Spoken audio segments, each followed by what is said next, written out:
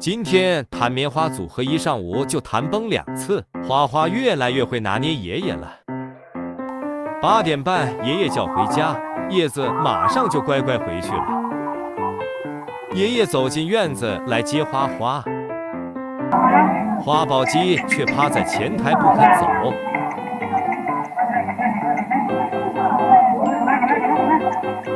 谭爷爷的盆都快敲坏了，花花却不回头。花宝鸡跑到公主床边坐下，随便找了根枯树枝啃。爷爷都不给我喂火锅，我上去找找看。花花经过每天和妹妹的锻炼，爬公主床都快了好多。今天小熊精就是因为爷爷没有一路喂果果，要把爷爷平时放苹果的地方都逛一遍。谭爷爷无奈地看着胖孙女，花花抱着树杈站起来，不知道他是不是想起了以前爷爷给他上体育课的场景。以前每次就是花花撑着树杈站起来吃爷爷喂的果果，爷爷过来给花花喂了苹果，可惜现在没有体育课了。花花吃完想下去跟着爷爷回家，但这边对他来说高了一点。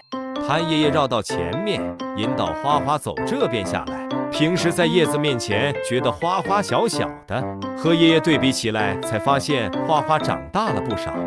看到花宝鸡准备下来，爷爷往后退了2步。谭爷爷不愧是最了解胖孙女的，花菊这个姿势一看就知道是要大头着地。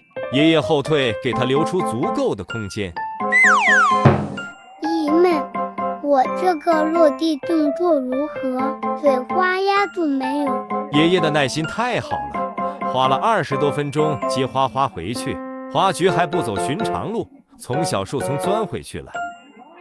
花花回到室内就被妹妹抱住了，小叶子一会儿没见到姐姐，就把她抱得紧紧的。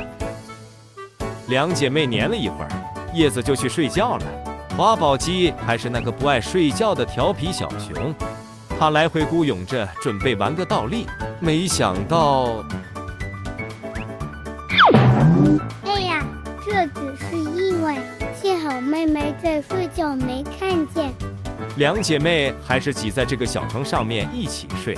忽然，谭爷爷过来叫叶子了。不愧是最听话的小叶子，马上就起来过去了。花花睡得正香，完全没有反应。爷爷有什么事？熊家刚睡着。花花翻身过来，还摆了一个1字马。今天好困，再睡一会。爷爷的话今天在花宝鸡这里是左耳进右耳出，谭爷爷没办法，只好进来挠了挠花花的手。自己的孙女自己宠，爷爷被花菊完全拿捏住了。花花躺在床上秀着大长腿，就是不准备起来。不到1上午的功夫，爷孙俩就弹崩了2次。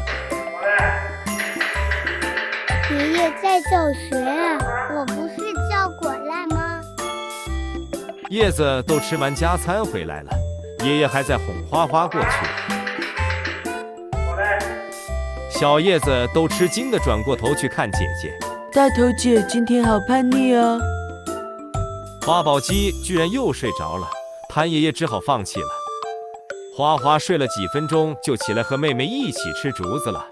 小熊精今天好像是叛逆期，不听爷爷的话，按照自己的感觉来。姐妹俩一边吃还要一边打打闹闹，有了互相的陪伴，让他们的生活更精彩。